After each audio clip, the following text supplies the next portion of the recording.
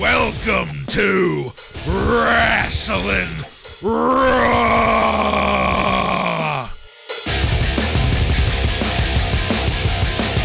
All right, you're listening to Wrasslin Raw, the podcast that takes you back to when Raw became war and Attitude ruled. Thank you for joining us. You're here with Ryan Arico. Thank you, Jason. I have the dubious distinction of being part of this podcast. Joe Giammatteo. You know what they say about Ryan. The girls seem to love every inch of this guy.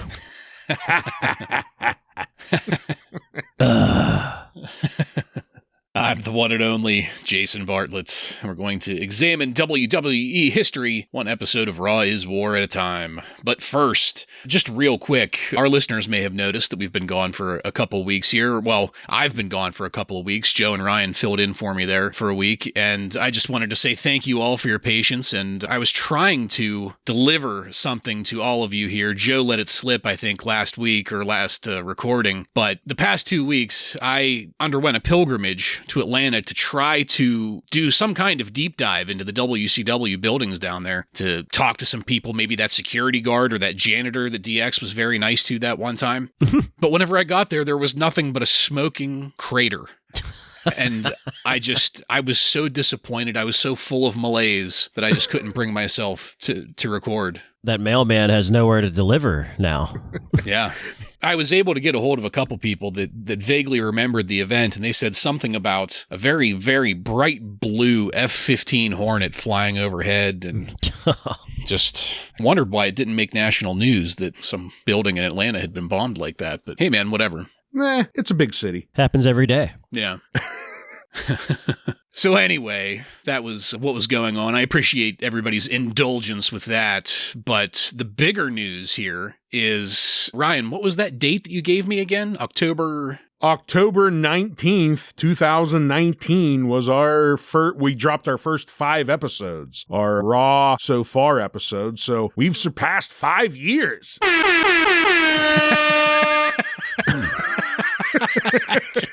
I love it. I love it. I'm sure that we probably have tons of mail coming in to congratulate us on our 5-year anniversary, right? Like Vince said on tonight's show, this will be a night of thanks. Gratitude.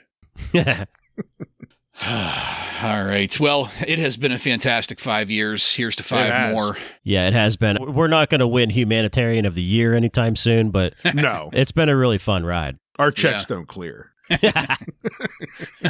Now that we've got a plan in place for SmackDown, I'm sure we can probably ride out at least to the year 2000 over the next 2 years, 3 years, right? Yeah. I mean, we can get up to 10 years with this. Absolutely. 10 years in the Attitude Era.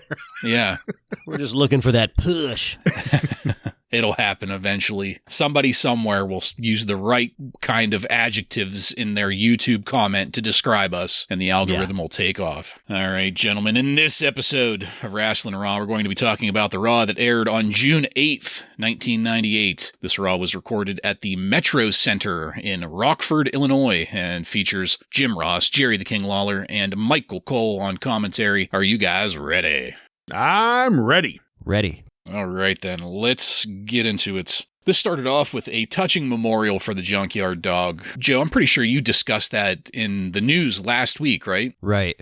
Yeah, he passed away in a car accident. They had a really nice voiceover thing for him here at the start of things, which was good. Yeah. We got through that, and once the proper intro was over, we went to the arena, where Vince and the Stooges came out in tuxedos. Commentary was talking about a special occasion that had been brewing all week, with little to no details being released about it. Vince began to expound upon his gratefulness there in the ring, the caring that he has in him, his mental prowess, his unparalleled success, among many other beneficent traits that he exhibits. Long story short here, Vince McMahon is going to be named Humanitarian of the Year at a black tie event later on tonight, and in the presence of Stone Cold Steve Austin, no less. And that was pretty much the wrap-up to this opening segment. It was a lot longer than what I make it seem like. I wasn't going to quote all of it. So, guys, between last week and now this week, we've got these far ends of the spectrum from Vince McMahon. Last week we had the sadistic, raging lunatic with Dude Love and then Austin on commentary. And now this week we've got this devilish debonair with this impish grin on his face. And I almost wanted to call Vince a cartoon character here.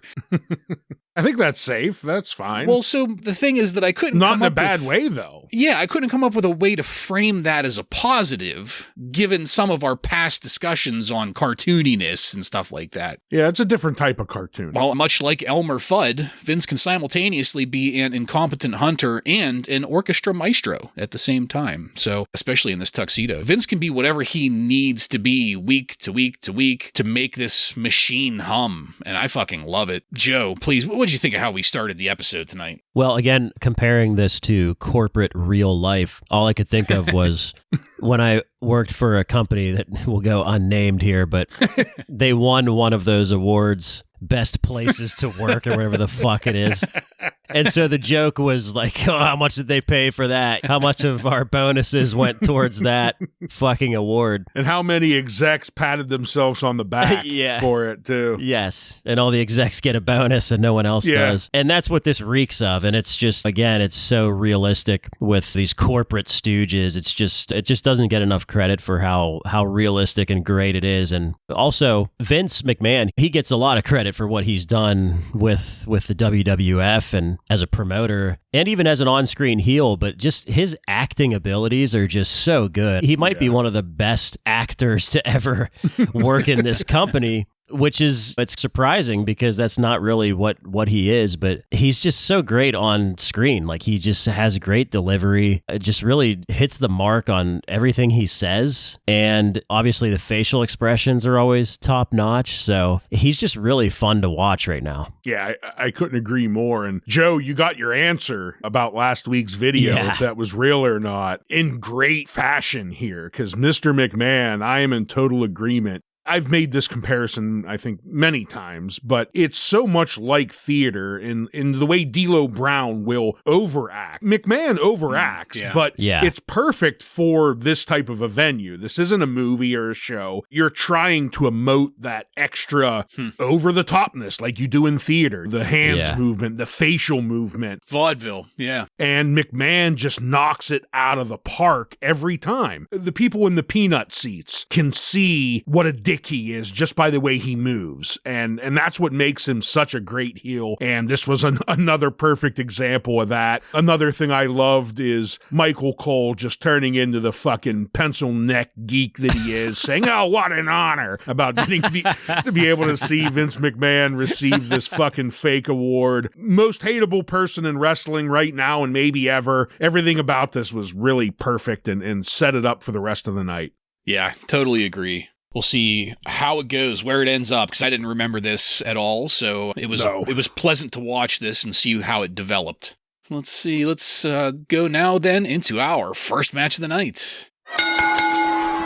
Ken Shamrock defeats the Godfather, Kama Mustafa, by submission in 2 minutes and 43 seconds in a King of the Ring qualifying match. I love King of the Ring qualifying brackets. My God, it's one of my favorite parts of the year. There's a lot of opportunity for storytelling in that if they choose to take advantage of it. They rarely do. The King of the Ring can produce great things. King of Hearts, Owen Hart, Stone Cold Steve Austin. Personally, it's my favorite of the summer. I think King of the Ring is better than SummerSlam. But anyway, it's good to be getting into the King of the Ring season here. Especially when you have like King Maybell beating the Undertaker. Right. Yeah. Legendary. Highlight. Classics like that. There's a reason I didn't mention it, Ryan. Speaking of things... Speaking of things that I am glad to have back, Ken Shamrock. He looked good at the start of this. He was full speed in those Irish whips, so either his ankle is good or the steroids are. Take your pick. A little bit of both. So a little bit of column A, a little bit of column B.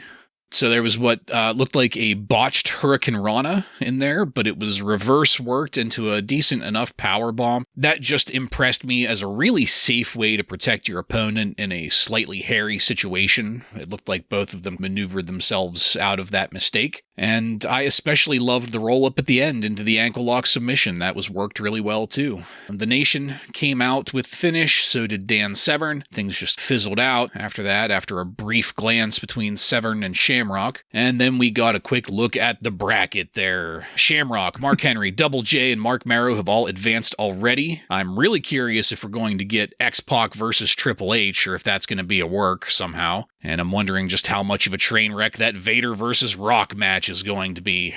I thought this was just a great match to bring Shamrock back in. He and the Godfather looked great. I don't have anything critical to really say about that, but I do dislike this weird hollow rivalry between Severn and Shamrock. I know we have to acknowledge their past, but we don't need to be putting them in these situations. So, Joe, what did you have on our opening match here? The big thing here for me was something Ryan mentioned last week, and that's that Kama is going by the Godfather, now, so morphing into what will become the Godfather later at some point. So I didn't know that. I didn't know that he started using the Godfather name early, so that's interesting to see. And I just listened to an interview with the Godfather not too long ago on Chris Van Vliet, I think is what it was. And he was talking about when he first came in, Vince told him that he was a big guy, but his face was too much of a baby face. So I can't not think of that now. Whenever he's Kama Mustafa, I'm like, man, this guy, Vince was right. Like, this dude just looks like a baby face. Yeah. Mm-hmm. Look at those cheeks. Those cheeks. He just looks like a happy guy. Yeah. He's not a mean guy. He's not a mean-looking guy. So hopefully we'll get that Godfather gimmick soon. But this was nice to see Ken Shamrock back. Like you said, Bartlett, it's good to have him back. He is really over with the crowd. As soon as his music hits, they go crazy. And we put him over quite a bit on this podcast. But I feel like he just doesn't get enough credit for one of those Attitude Era stars. When they're talking about the Attitude Era, I just feel like Ken Shamrock doesn't get enough credit because what better way to kick off a show than having Ken Shamrock's music hit? That's going to get the crowd psyched. So it was nice to see him back and get this win, and he is the favorite to win this tournament. So instead of Hogan must pose after his matches, we get Shamrock must roid rage after his matches, as we saw on display here. And I think with Shamrock, as much as we like him, I think the reason he gets forgotten about is because he doesn't stick around that long, and he ends up leaving before he ends up really winning anything too serious. And I think if I remember hearing from JR, it's that he became a bit of a reliability issue. He starts to miss shows and just not show up on time, and that's the end of his time. That's a shame, because if he would have continued, I think he could have been up there with The Rock, Stone Cold, Kurt Angle, all those names we talk about. I think he could have been in there because he is over and he is very entertaining to watch in the ring. And although this match was fairly short, him and the Godfather put on a pretty good show in there. And I think the Godfather has thinned down a little bit. I know that I just noticed in this match, he looked just thinner. He looked a little bit quicker in the ring, and a very solid match. I just wish it would have been just a tad longer, but the ending was good. The way Ken just catches the Godfather in the ankle lock, and then that's the end of it. I thought all of that was pretty cool. Dan Severn coming out to save Shamrock the second time in a row in so many weeks. Plus, they stare each other down. Maybe knowing that they never have a single match against each other ruins the showdown, because I know it's not going to go anywhere. But I didn't need that part. But everything else about this, good qualifier match. Yeah, absolutely. It's like Shamrock and Blackman. Like it didn't really work out, and we just stopped trying. So why even try with this? It's okay. It is totally okay to have non-affiliated solo superstars. And I did look it up after this, and it was because both had thoughts of going back to the UFC and MMA, and neither one of them wanted to lose to the other one. So that's what ruined it. Well, after that, we got some clips from a house show at Madison Square Garden, followed by the news that Madison Square Garden was going to host SummerSlam. So DX was out in New York to spread the word, get everybody riled up about SummerSlam. Harassing the locals. Yeah, I was pretty conflicted on this. I'm not saying that the WWF shouldn't have done this, but I would have rather maybe seen these guys down in Pittsburgh to put over the King of the Ring, the pay-per-view that we still need to sell tickets for that is coming up pretty soon. Maybe it's already sold out. Is it? I don't know. I said maybe. Maybe it is. The asshole of America where you put the enema. People are buying tickets left and right. I love it. I do. The video clips were pretty crude here. This was standard fare for such a pack of degenerates. A parlance of its time, if you will. Yeah, I do believe the word areola was used at least once. Well, that chick in the elevator. This was a brief segment. Ryan, do you have anything you wanted to add about it? This was just DX making fun of accents and the cops, New York's finest, doing crotch chops. That was fun to see. I also liked that Ted Turner lookalike guy that they found. That was funny. But yeah, this is standard, what we've been seeing out of DX recently. They just go somewhere and be degenerates, and we get a couple quick cuts, seizure later, and the segment's over. A little bit of everything here. It was kind of like, gave the vibes of like shit that you would see on TV at like 3 o'clock in the morning in the 90s, like with girls like pulling their shirts up and all that stuff. Where there'd be like a guy with a microphone going around the clubs or something. Yeah, it gave me those vibes for sure. So definitely the flashbacks there. Yeah, as soon as you said that, I can imagine like 9 different Girls Gone Wild commercials that used to play back then. Yeah. Oh my gosh. All right, let's go now to our next match. Faarooq and Steve Blackman defeat Jeff Jarrett and Mark Marrow with Jacqueline and Tennessee Lee by pinfall in 3 minutes and 26 seconds. I just want to take a moment here to say that I fucking love Miss Jacqueline. She is... Oh, I thought you were going to say Tennessee Lee. Yeah. No. So did I. No. Tennessee Lee is not smoking hot like Miss Jacqueline is. She's a real worker. She's a great compliment to Mark Marrow here. And her debut last week and this entrance, actually, to this match, make me regret handing over that glossy 8x10 to you, Joe. I think I maybe should have held on to that with my left hand, if you know what I mean. Oh, well, I'm glad you didn't.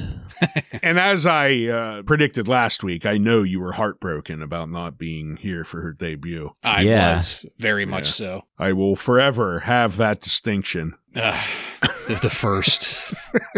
You were the first. I'll always be the runner-up. But yeah, and I mean, at least you get to see her mixing it up with Tennessee Lee. Yeah, and Sable. Right. Soon. Right. Who's Sable? She's gone. Oh, that's right. Yeah. Sorry, misspoke.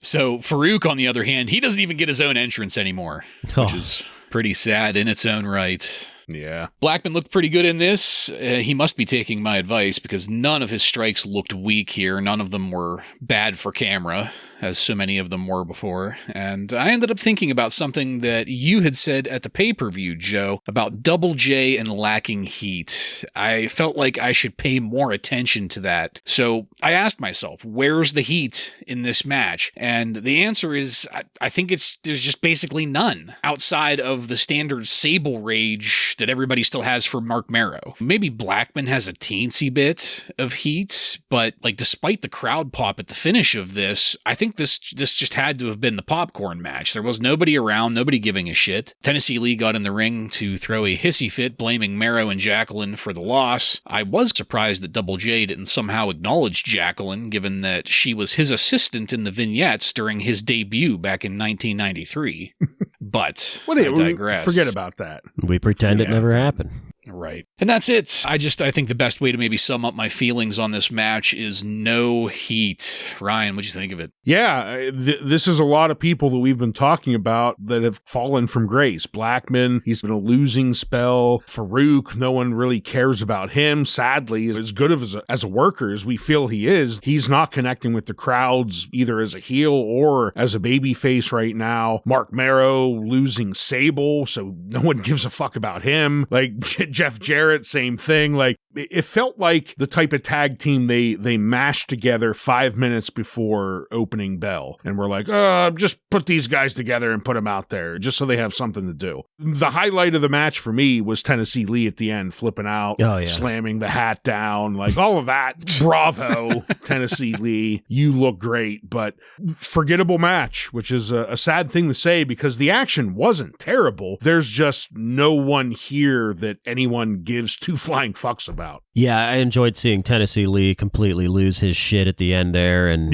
he's probably completely out of breath, so I'm a little concerned, and hopefully he's okay and back next week. But so who needs the acolytes more right now, Faarooq or Bradshaw? My God, can we just get there? Because well, we haven't even seen Bradshaw in a little while, so maybe him. Yeah, so hopefully we will get there real soon because, man, I do not like seeing Faarooq in this position at all. No, he's just flapping in the wind right now. Yeah, I couldn't help but just focus on that. But yeah, you're right about the heat with Double J. That's been Dave Meltzer's knock on him for a long time now, and it is very obvious that there really is no heat with him too. So yeah, this didn't really do anything to advance any of these guys, I don't think. Yeah. Kind of makes you wonder if the only reason Double J is really there is because of Vince's relationship with Jerry. Yeah, most likely. All right, let's move it along. So I guess since WCW was blown up with missiles there, DX decided to take their whole pre-recorded ratings-grabbing shenanigans to a different venue, and that is New York. We got more clips of them being jag-offs in New York City. Just feels like the same thing we were getting with those military clips before. Like, the first one was fine because it was SummerSlam and Hey Man, whatever, but we're doing the second one now, and it's like, oh, so are we gonna keep getting these then the whole way through until SummerSlam? They're gonna fly a plane over New York later. Well, that's a few years early.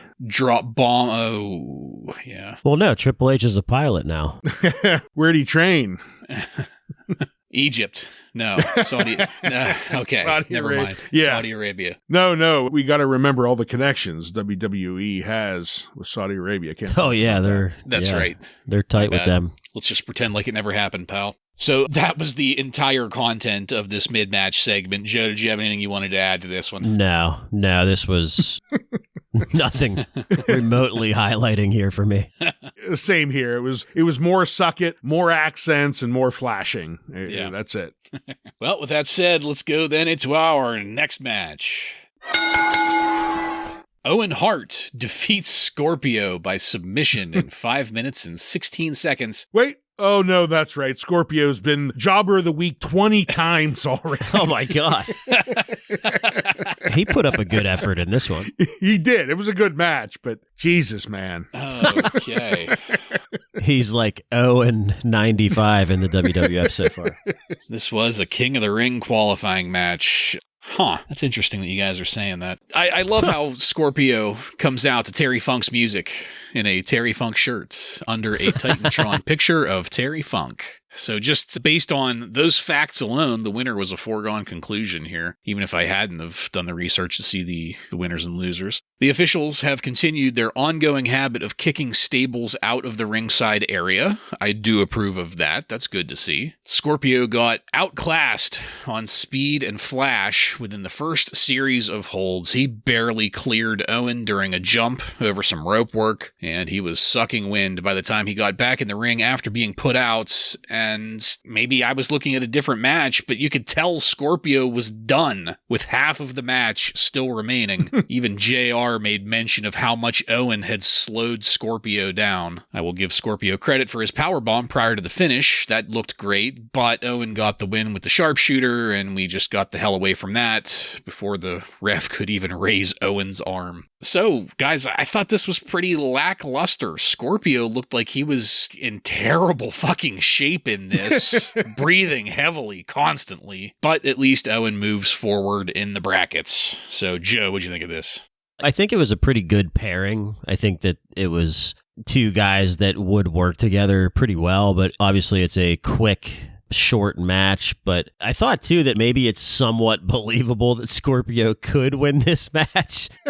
Just given the treatment of Owen Hart. He's a complete jobber. But I thought that just because of the pairing, just because of the styles, I think that they could have a good match for sure. But this was just okay, in my opinion. I didn't think it was really bad, but I was just like, this is average, but could be better.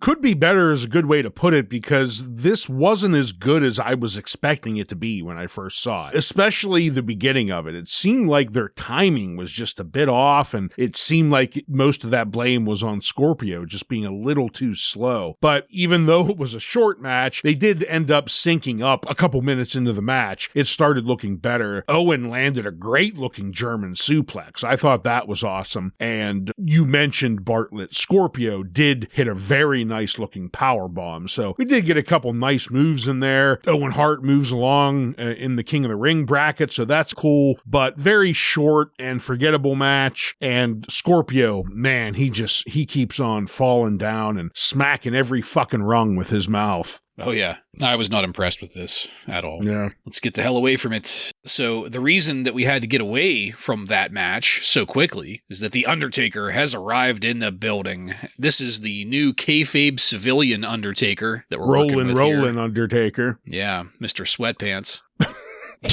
He's apparently looking for Mr. McMahon, and that fact is so important that we completely missed any talk, mention, opening music, or graphics for our next match. Chains defeats Darren Drozdov, a.k.a. Droz, a.k.a. Puke, by pinfall in 2 minutes and 54 seconds. So this match, it got jobbed out before it ever began, as I mentioned. And why shouldn't it? This is just another version of gang warfare that doesn't work. It doesn't fucking work, but somehow we keep coming back to this bullshit. And I fucking hate it. This won't even be the last time. This episode. There will be more of it later.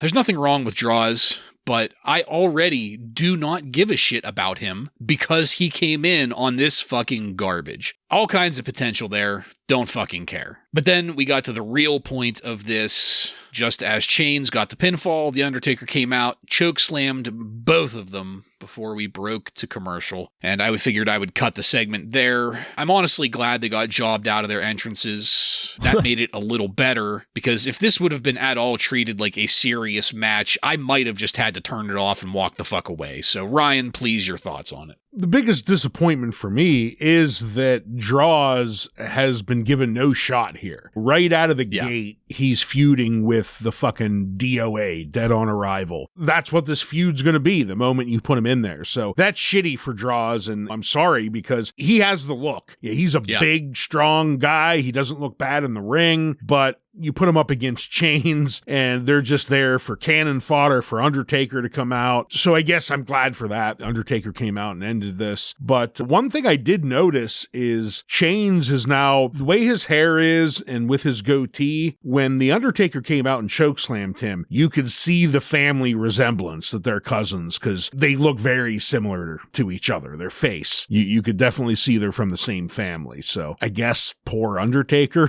Poor Mr. Sweatpants, you mean?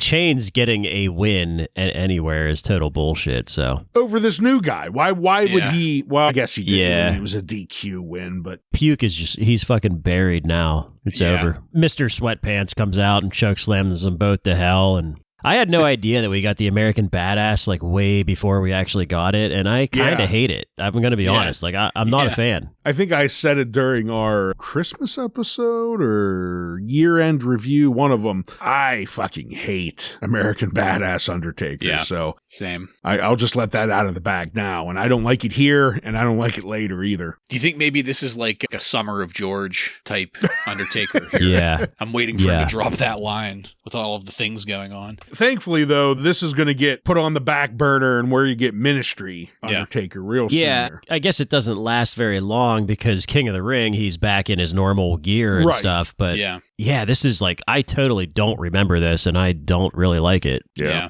Just waiting for him to be like a scene of him like sitting there just eating a tub of ice cream in his sweatpants. All right, let's keep going here. Playing D&D. Right. Yelling at somebody to get him a beer.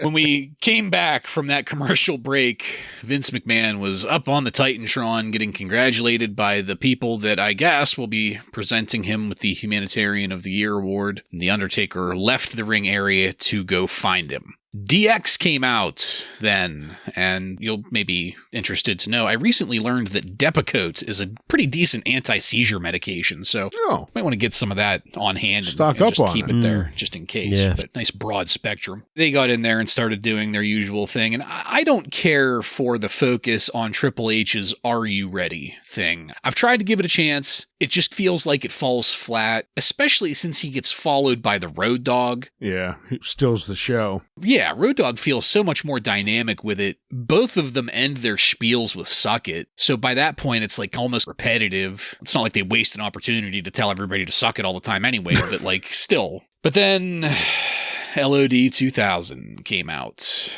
and it wasn't good because the LOD asked for a tag title shot. And then the bikes fired up, and out came the DOA. And I actually laughed at how the LOD and DOA couldn't keep up with DX in improvisation there in the ring. It shouldn't be a surprise. It's like Hunter kept on like throwing these little digs at them about microphones and just these little offhand comments, but then like LOD and DOA were struggling to stick to the script and just were trying not to forget their lines and what they needed to hit. They're pissed off, of course, because they feel like they deserve a title shot. But then Commissioner Slaughter came out and said that he had thought long and hard about this issue that just now came up out of nowhere, and his solution was to have a three-way dance for the tag titles later on tonight. Oh, yay.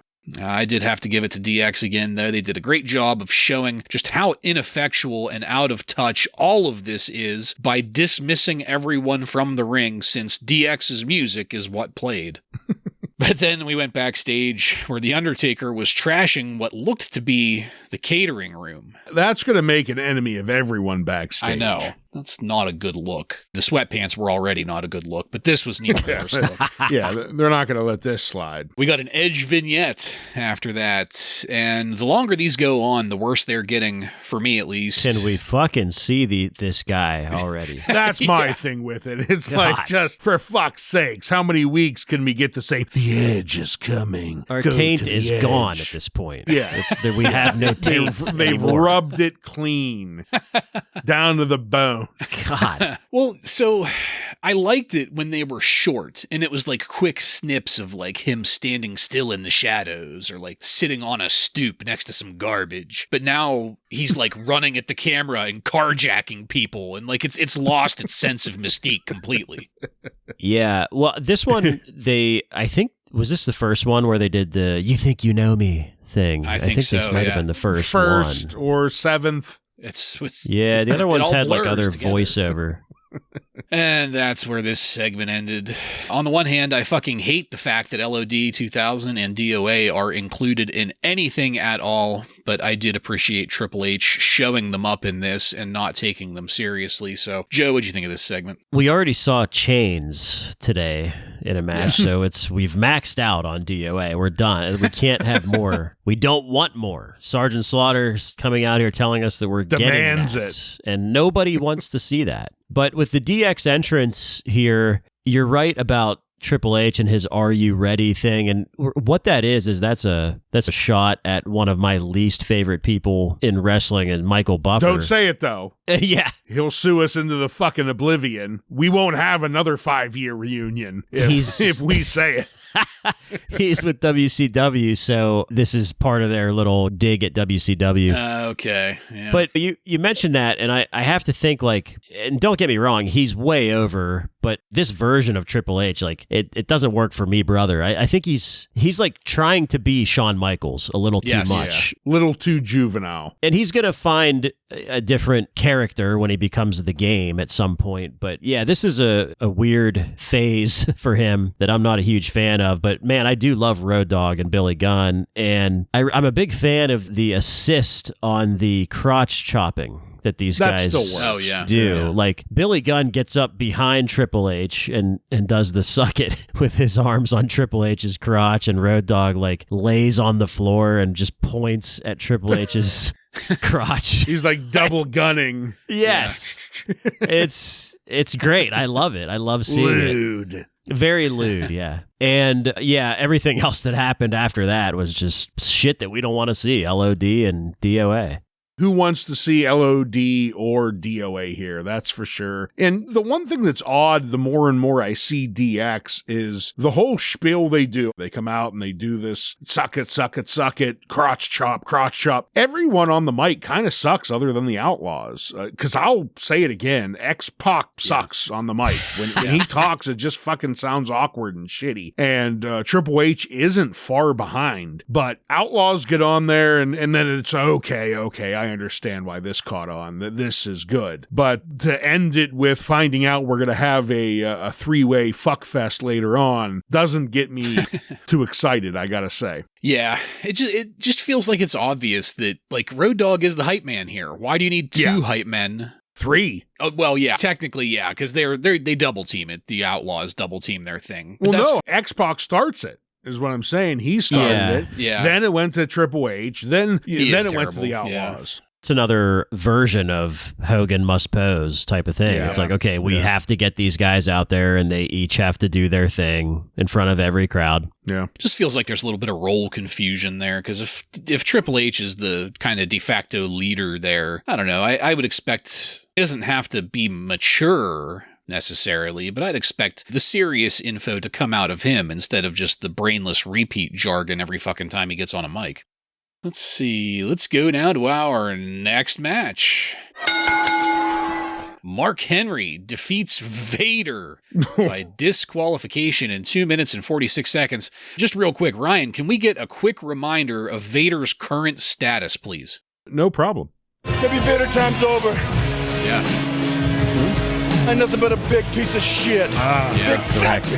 Yes, yep. Yeah. Correct. Thank you, Leon, for keeping us in the loop on that. I was really happy to have Mark Henry here. We were talking a couple weeks ago about how I just feel like we don't see enough of him, but I was not excited about Vader at all. Surprisingly, though, the crowd gave the old Vader shuffle a pretty good response whenever he came out. Not as good as the Paul Bear shuffle. No. My lack of interest in this match was only exacerbated by commentary dwelling so much on what's going on with Vince McMahon and not talking about the match hardly at all. I could have stood to have had a little more, I don't know, some stats on Mark Henry. JR, please. Anything. Weight, how much he benches, something. Right. Well, he didn't play football. That is true. That's why. Not an All-American. And this did surprise me. The Undertaker came out and chokeslammed all of that beef there in the ring. He hit Mark Henry first, which is what gave the world's strongest man the victory before moving on to Vader. And the Undertaker coming out and surprising me like that was the only saving grace about that. Still in jogging pants. Yes. Well, he's in a state right now. It's the summer of George for the Undertaker, and those pants aren't coming off until something changes.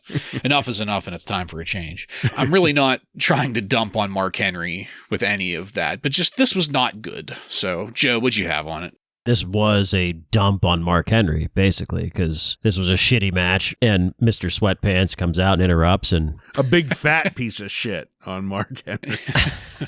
and it's over. So, yeah, I don't really have much on this. I like seeing Mark Henry in matches, but we knew what to expect here, and then it gets interrupted anyway, so not much action here to talk about. Yeah, there's not. The only question I have, though, is why does Vader still have his mask on? I thought that was part of the stipulation of the loss when he became the big fat piece of shit, was that he lost his mask, but it's still on here. And to further destroy Vader's credibility as a monster, he fails to be able to slam Mark Henry twice. He goes to pick him up, and it's like in the video game when you're one of the little guys going up against the big guy, and they try, and then they just hold their back because they can't do it. That's what Vader basically did. Well, he's not here. A monster gimmick anymore. No, he's a fat piece of shit now. He's neutered like Slaughter. Yeah. And to further hammer that home, the real monster, the Undertaker, comes out and he just fucking chokeslams them both to hell. Doesn't matter if he's in jogging pants or not. They go down.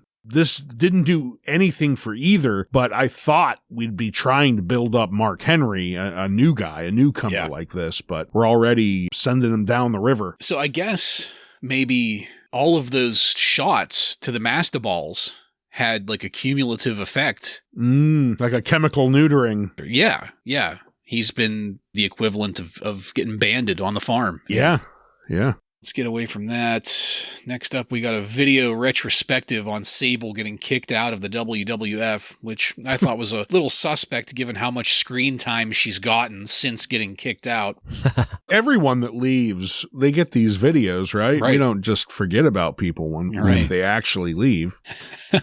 God, I would love to just start a running list right now of everybody that we didn't get a video on. I think the only one we did was Shawn Michaels, right? Yeah. What's funny is that as soon as you said that, the first thing that came to my mind was like, why the fuck didn't we get a video on Waylon Mercy? That could have been great. Yeah. So in this, we even got a replay of that horrible scene where Sable pretended to cry and almost shorted out some of the wiring in her facial servos attempting it. That took us into our next match.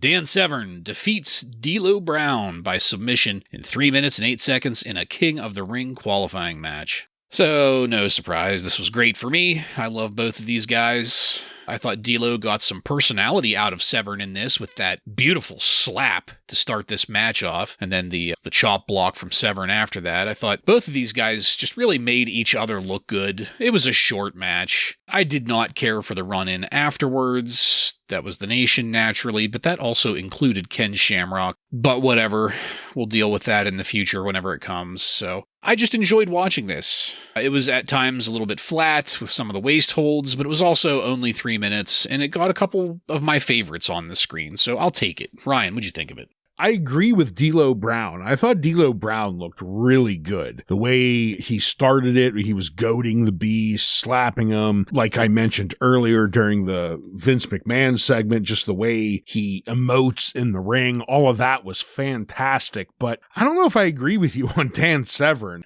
He looks slow in the ring, and his hits, especially punches, clotheslines, things of that nature, look low impact. And I think it's because he's not used to doing fake hits from his MMA past. He's not a professional wrestler. So I thought it was sad D'Lo Brown had to take another loss here. He's been taking a lot of losses, but I thought that he was the highlight of this match. Even the way he was acting in the submission, the way he was screaming, all of that stuff was really good, but I think I'm beginning to see why Dan Severn was only someone I remembered as someone who wrestled, but I didn't remember any of his matches. Yeah, D'Lo here displays some good psychology at the beginning to get Severn over. All that good slapping they were doing in the beginning, I enjoyed that. I didn't love the bow and arrow finish. I thought it just looked like D'Lo laid there and allowed Severn to apply it, so I didn't think it looked that great. Otherwise, I thought the match was okay. It was a good display of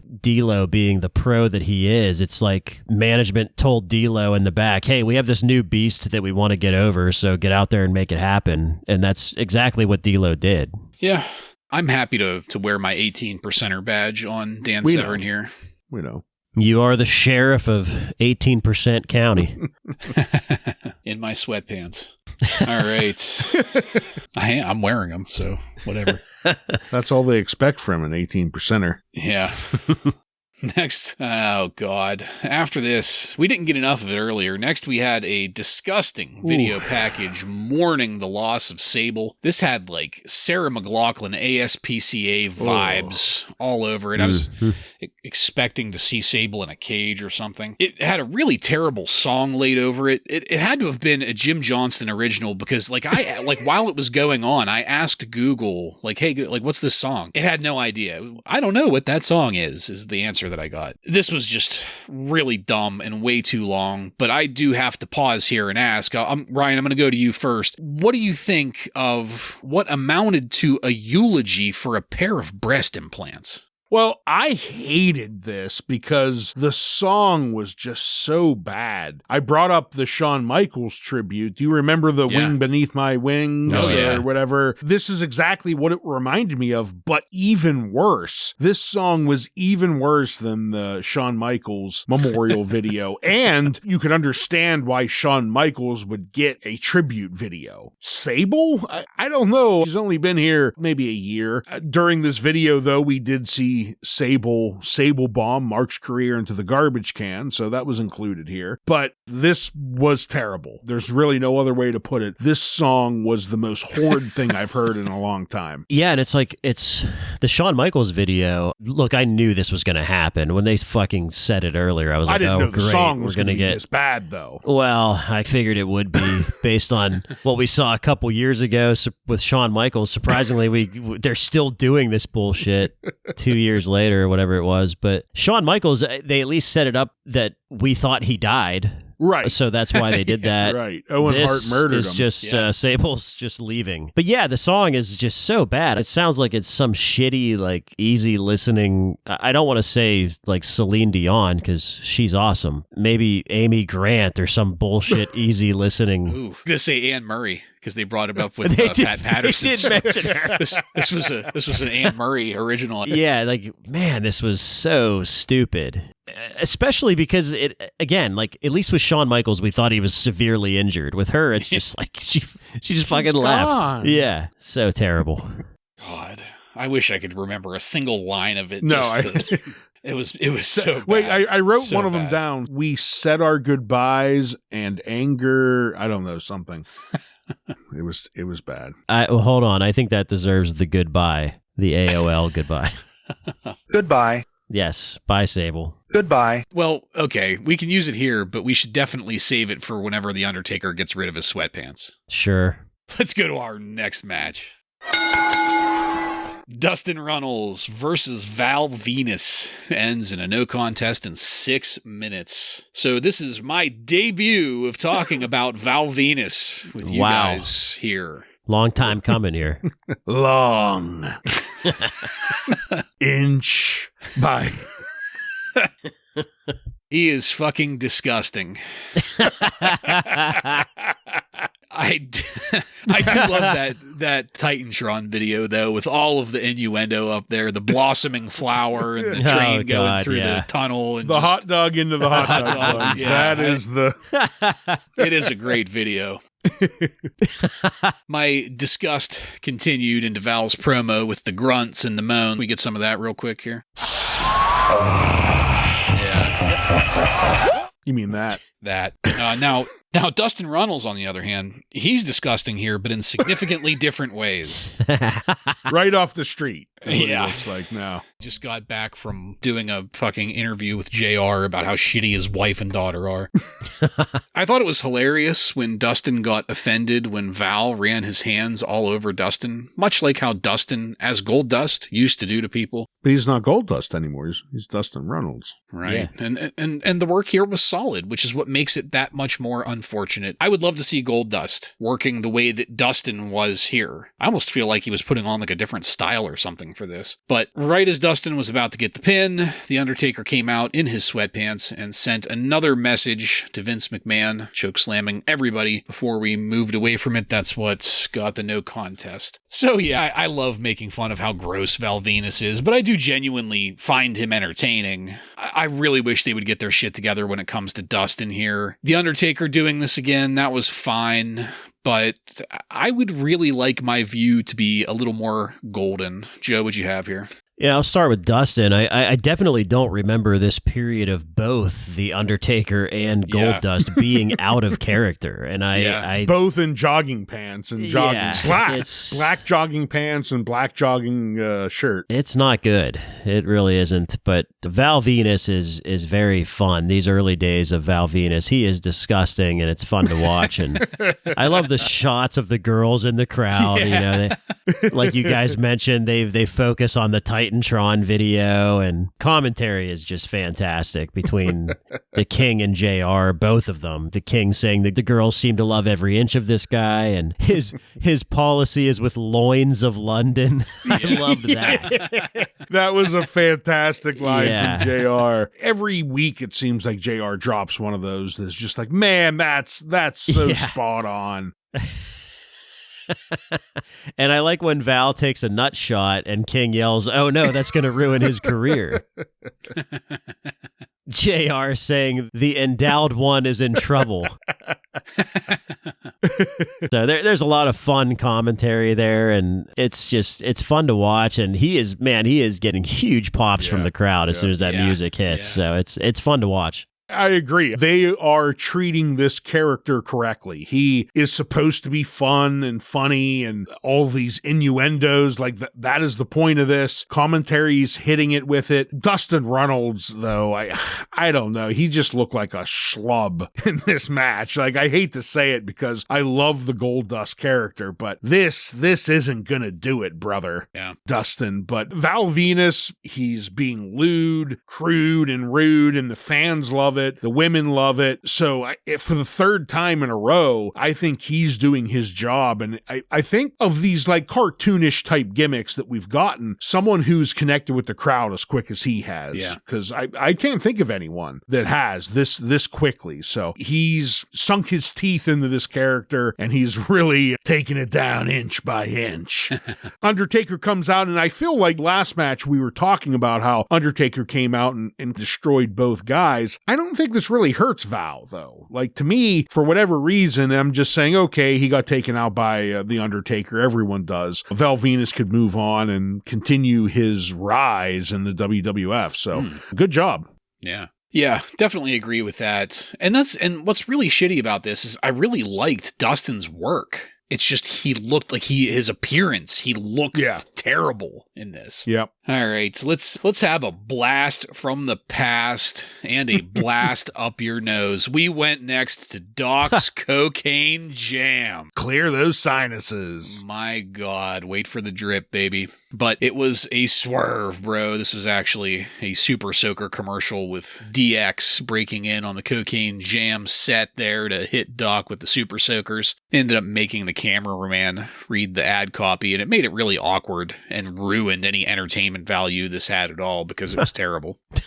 I know this was a swerve, but it made me realize, like, we don't have any of these anymore. No. And by that, like Doc's Cocaine Jam, somebody equivalent to the mayor of Merchville, Barry Didinsky. But we've got nobody out there selling merch like we used to have. And it struck me because, like, with all of the Austin merch that's out there in 1998, I feel like now would be the best time for, like, a Barry Didinsky to be out there hustling. So I just wanted to ask both of you, I'll take anybody's opinions on this, but just why do you think we don't have that going here in 98? Somebody deliberately hawking merch to us. The only thing I could think of is maybe they found that this merch didn't sell on television that much, but in the arena it did, because as we know, Stone Cold at this point is setting records for merch sales. So it seems like they didn't need the television sales, but I feel like you had to get something out of it. If you just throw a 30-second video on television, you're going to have people call in and order it. So I don't know why, but based on historical numbers of what Stone Cold was doing, they obviously didn't need it. Bartlett, you've taken an economics class before, kid, haven't you? You understand supply and demand. Yeah. The demand is very high for these Austin shirts and DX shirts and all that shit just by seeing these guys wearing it. So there's no need to peddle that merch anymore. I see. Okay. It's in high demand. Everybody sees it. You're watching it on TV. You're like, oh shit, these people all have Austin 316 shirts. I want one. I'm going to Hot Topic or whatever, wherever you can get them. By 98, they had a website too. I remember going to their website and buying shit. You know? Also, if you remember, like a couple months ago, Meltzer reported that a lot of those shirts are now in like mall stores. Yep. Yeah, that's a pretty good point. But still, just like a little reminder, something to remind all of the people that maybe can't get to a live event. We're selling Super Soakers now, pal. That is true. That is true. The 1500. The 1500. My personal favorite was the 50. I used to have a 50 that I used to carry in my back pocket whenever I was riding my bike. The green and yellow. The little handheld, yeah. Yeah. The itsy-bitsy one. I remember me and my brother, we had a 50 and a 100. The 100 was blue. Yeah. And the 50 was yellow and green. Yeah. The pump was in the handle. That 1500 looked fucking huge with Billy Gunn holding it. I can't imagine a kid holding that. It's probably the size of the kid. Some 10-year-old trying to squirt down the neighbors. Yeah. Thank you for that. I was just curious because, like I said, they teased us with Doc's Cocaine Jam here, and it was the same set with all of the merch behind him. Oh, yeah. Yep. So, with just shy of half an hour left in the episode, let's go to our final match of the night.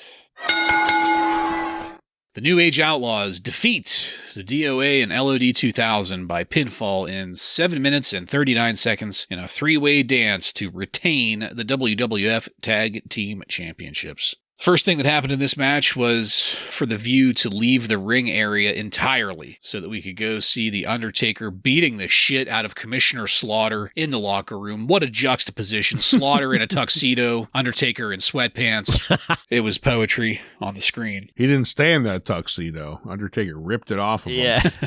It's black tie, not black sweatpants, pal. I did like that DX continued to give this match zero seriousness. X-Pac and Triple H camped out with homemade signs up at the top of the ramp.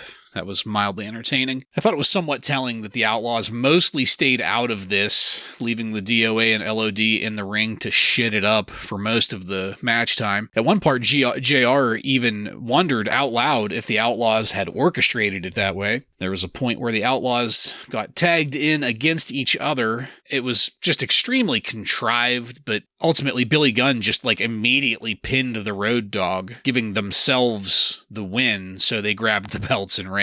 What else can I say about this that won't just be bitching about probably the single worst thing on our screens right now? It's like the herp. It just won't fucking go away. Ryan, what'd you have on this? Yeah, I wasn't looking forward to this match, and it lived up to what I thought, especially because it was DOA and LOD in there through the bulk of this match. But as a saving grace, I loved the ending, because the moment they both got tagged in, that's exactly what I thought. I was like, well, the way the rules are, why don't one of you just lay down? And that's exactly what they did. So I'm happy they took the fucking shit out of this, because normally in a professional wrestling match, they would have fought each other and be like, oh, I guess we need to face off, and then eventually they would tag someone else in. But no, the Outlaws just took the actual logical thought here, and one of them laid down, pinned, and they walk away with the belts. So as much as I hated the match, I loved that is how they ended it. Yeah, I really wanted to skip this, but I did sit through the agony, and the ending was a clever way of ending, especially with those two, the Outlaws being such shitheads. That's how they would end it. Yeah. So it works for their character. It works for what this was. But Sonny, there was a Sonny 469 sign, which is a classic 90s sign. I love seeing that. Yeah. But also there was a time where the cameraman was showing her sort of bending over, and JR just said, oh, I lost my train of thought there, like in the middle of talking about something. So again, another classic JR and King. That might have just been real life, though, too, because I think I might have lost my train of thought, too. So that was enjoyable, the commentary. But yeah, this was, nobody wants to see DOA ever, let alone a DOA match and a Chains match earlier. So I'm disgusted. Double dipping. Yeah. Kind of curious as to why we haven't gotten any kind of Sonny and China interactions. Well, there's some issues with Sonny going on here. This is the end of... We're getting to the end of Sonny. Well, I refuse to believe that. She sounds like such a good girl in real life. All right. Pure.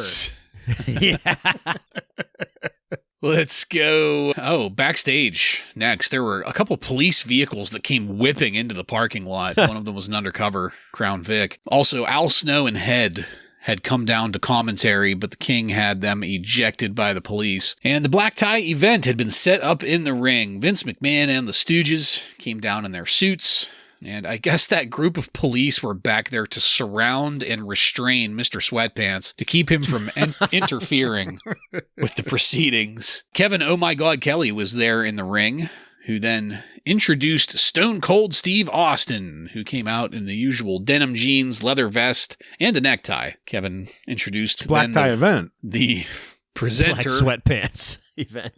George Martin. No, not the author of the fucking dragons. Not the dragon guy. That guy's got some initials too. Was this guy a football player? Or one of them was. I think they were both football players. One of them was a current football player. I caught that. But I think the first guy was a former football player. Okay.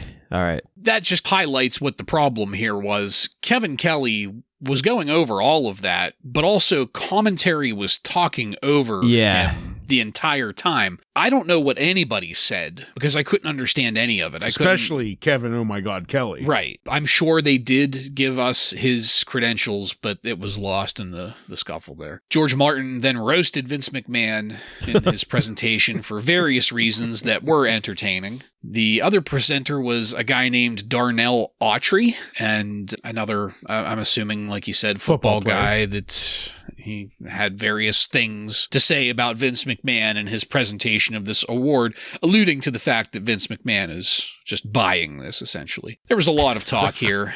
In the end, Austin pickpocketed Vince to give some cash to the kids' charity that Darnell Autry was representing. But then the lights went out, and the bell tolled, and a group of druids came out carrying a casket with the Undertaker's music playing. But it was Kane in the casket, and Mankind came out from under the ring. They both beat Austin down and kicked him into the casket as we faded to black. So, I gotta say, this final segment just did not pack enough punch for me when it comes to Vince McMahon. This whole fake humanitarian award thing, like, I get what they were going for, but it fell flat for me. And I couldn't tell you why. Like, it just felt very anticlimactic, even with the climax of Kane and Mankind. Now, speaking to that, I do think that adding Mankind to the mix is a great way to freshen Kane up. I like how we're involving Austin here in the faces of Foley. This is a great way to pave the road to the King of the Ring. Overall, I enjoyed the way that this ended up. That was a very nice way to cap this episode. But I gotta say, I think this is maybe the first Vince McMahon segment that just didn't deliver for me. Joe, what'd you think about the way the show ended tonight? Well, I'd like to start with something that will be an unpopular opinion, but I don't care. I think the whole Al Snow head gimmick is fucking stupid, and I've always thought that. I like Al Snow as a wrestler, but the whole head thing, I never got on board with it. So seeing it again, I'm just like, yeah, this is fucking stupid. I'm not a fan. But now, as far as the humanitarian awards ceremony, I have to say I didn't dislike it as much as you. I don't think it fell completely flat. I thought there was some pretty good comedy in there with these guys saying, Vince, I don't remember you giving me any money, but I guess we'll give you this award anyway. And Austin just like lurking in the background, and Vince was trying to ignore him, I thought was funny. So I loved that part of it. Was it my favorite Steve Austin and Vince McMahon segment over the past couple months? Absolutely not. Definitely not my favorite, but I still think it was fairly entertaining. And I do enjoy seeing Kane and Mankind getting the best of Austin, because you can't have Austin get the best of Vince every single week. And they set this up because if you remember, you had Mr. McMahon shaking the hand of Kane last week or 2 weeks ago, whenever that was. So, and then you had last week where Vince said, I fired him, talking about Mankind. And yeah, I guess if you were watching the past 2 weeks, they set this up a little bit. It all blends together. It's just, I don't know. It just wasn't the best segment that they've had so far. Yeah, I would agree with you on that. This wasn't the best segment they had so far, but it still was pretty damn entertaining. The way both of these guys,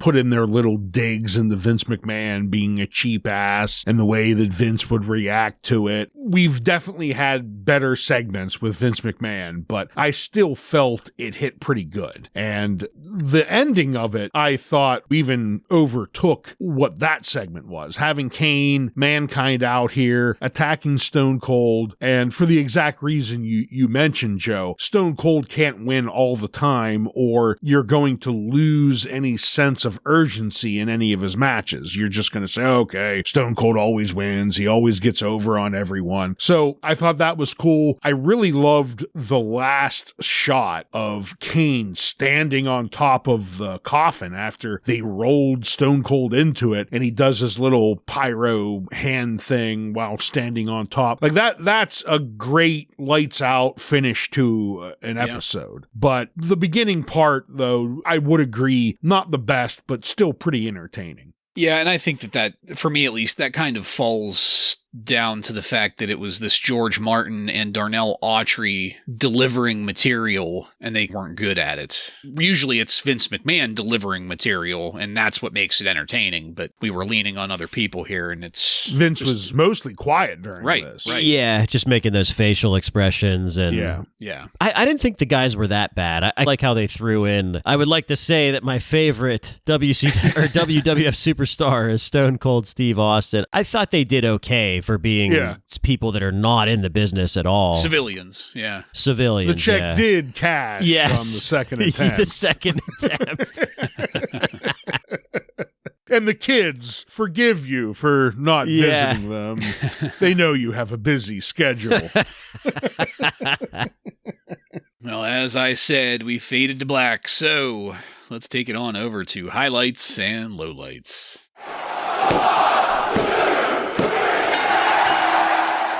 Ryan, why don't you take that first? My highlight, even though this was one of the weaker segments with Mr. McMahon, gonna admit this episode wasn't all that strong in my opinion. And I think the final part of this final segment, the Kane and Mankind attacking Stone Cold and the way that's gonna set up the Kane Stone Cold title match at King of the Ring, was my highlight. That was really the only thing I was able to land on. The low light, I'm going with that fucking Sable tribute, the fucking song, everything about it was just horrendous. I fucking hated it, and that was my low light. Yeah.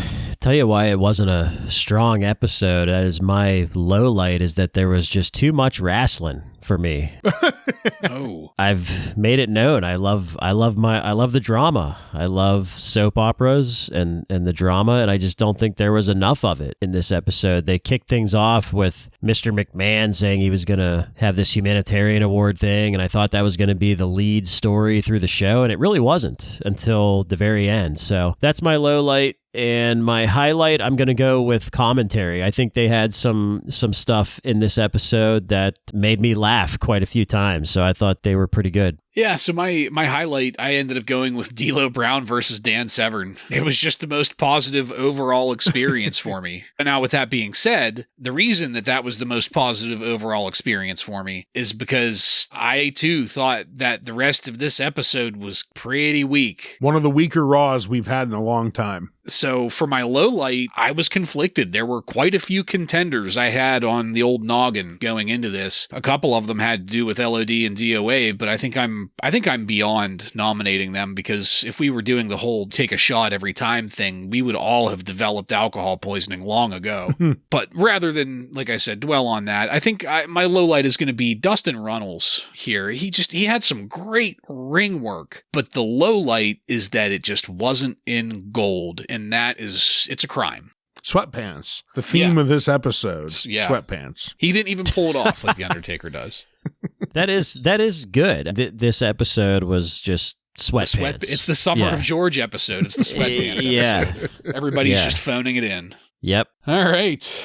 Joe, do you have any contemporary wrestling news from on and around June 8th, 1998 for us? I do. From the Observer, there's a couple things mentioned that we mentioned earlier today in this episode. We talked about how DX in the invasion of WCW is kind of over, and now they're doing this plugging of SummerSlam. WCW has filed a lawsuit similar to the lawsuit that WWF filed back in 96 for using WCW likenesses on TV. So that explains why they are no longer invading CNN and Turner and WCW on TV. I thought it was because they had leveled the place. Yeah. Bombed it, missiled it, rocketed it. According to Dave, it's lawsuits. Also, we mentioned a house show at Madison Square Garden that took place on June 5th and featured Steve Austin and The Undertaker versus Mankind and Kane as the headline match. And the show drew a sellout and was the largest gate ever for a WWF non-pay-per-view event. So just more proof of how hot this product is. X-Pac is scheduled to start wrestling on June 13th. So we'll see if that happens. So maybe that King of the Ring match will happen. Yeah. Somebody who won't be wrestling anytime soon is in the WWF is Sunny. She showed up 6 hours late for a TV taping on June 2nd and was heavily fined for that. So she's in the doghouse. Thought you were going to say she was heavily intoxicated for that. Well, I mean, that's a given. Assumed, yeah. And last piece of news here to kick off ticket sales for SummerSlam. As you guys know, they've had big events in the past. If you remember the Lex Express or whatever the fuck it was called, where he slammed Yoko, gave him a hip toss. Oh, on the USS Constitution or whatever it was. Yeah. Well, this year, supposedly, they're going to have an arm wrestling match between Stone Cold Steve Austin and Vince McMahon set to happen in July. Is someone going to come off a helicopter? That's the plan for now. We'll see what happens. And that is all. Oh, thank you, Joseph. Illuminating as always. Man, what a terrible, terrible thing that was. Lex coming off of the helicopter. It was a moment. It was a shifting moment for his character. Triple H can fly him in now. Yeah. That's who was the Triple H was the pilot all along. Yeah. Mission accomplished. Banner up on the... And that's it, folks. We are done with this one. I want to thank you again for joining us. If you like what we're doing here and want to connect with us, you can email us at WRASSLINRAW. Just add @gmail.com to the end of that to submit questions or comments. Check us out on YouTube, Facebook, Instagram, and on every podcast subscription platform. While you're there, don't forget to follow and subscribe to get every episode of Wrasslin Raw coming to you every week. Give us a 5-star review and tell all of your friends to tune in to the most hideous Monday Night Raw review podcast on the airwaves. Next week on Wrasslin Raw, we're going to take a look at the Raw that aired on June 15th, 1998, with matches featuring the DOA, LOD 2000, and many more. Make it stop. So he's already dead. The beatings will continue until morale improves. So, for Joe and Ryan, I'm Jason, and this has been Wrasslin Raw.